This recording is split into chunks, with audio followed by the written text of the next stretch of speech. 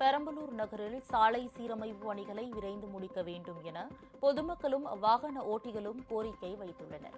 பெரம்பலூர் பழைய பேருந்து நிலையத்திலிருந்து 4 ரோடு வரை செல்லும் சாலையை செப்பனிடும் பணி தற்போது நடைபெற்று வருகிறது. இதற்காக சாலை இயந்திரம் மூலம் சுரண்டி போட்டப்பட்டிருக்கிறது. இந்த வழியாக செல்லும் வாகன ஓட்டிகள் புகை மண்டலத்தில் சிக்கும் நிலை ஏற்பட்டுள்ளது. இதனிடையே சாலை பணிகளை விரைந்து முடிக்க வலியுறுத்தி பெரம்பலூர் இளைஞர் இயக்கத்தினர் வாகன ஓட்டிகளுக்கும் பயணிகளுக்கும் முகக்கவசம் வழங்கும் நூதன போராட்டத்தில் ஈடுபட்டனர். பழைய பேருந்திலிருந்து புதிய பேருந்து செல்லக்கூடிய முதன்மை சாலையில கடந்த ஒரு 10 நாட்களாகவே சாலை சீரமைக்கும் பணி அப்படிங்கிற பேர்ல நெடுஞ்சாலைத்துறை சென்ட்ரல தோண்டி போட்டிருக்காங்க. ரோடோட இருபுறமும் வாட்டர் போர்டு தோண்டி போட்டிருக்காங்க. அவங்க பைப் லைன் போடுறாங்க, இவங்க ரோடு போடுறாங்க பேர்ல. கடந்த 10 தினங்களா மக்களோட அவதிக்குள்ளாகிறதெல்லாம் எந்த இதுலையும் கருத்துல கொள்ளாம இரவு மணி நேரம்லாம் வேலை பாக்குறாங்க. ஆனாலும் கூட இந்த வேலை முடிந்தப்படல. 2 டிபார்ட்மெண்ட்டுகளுக்குமே நடுவில் பேச்சுவார்த்தை இல்லையான்னு தெரியல.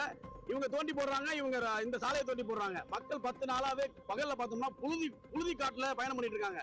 குழந்தைகளா இருக்கட்டும், வயசானவங்களா இருக்கட்டும், பெண்களா இருக்கட்டும், மிகுந்த அவதி. இது ஒரு பக்கம் இருக்க, போக்குவரத்து நெரிசல் இருந்த அந்த நகரத்தோட முதன்மை சாலை அப்படிங்கிறனால டெய்லி ஒரு 10-20 பேர் பைக்ல விழுந்துட்டு இருக்காங்க. அவங்க இந்த புழுதினால கவனச்சிதறல் ஏற்படுது. அவங்க டக்குனு விழுந்துடுறாங்க. பெண்கள் டெய்லி நாங்க 10 பேரை தூக்கி விட்டுறதுனால சொல்றோம்.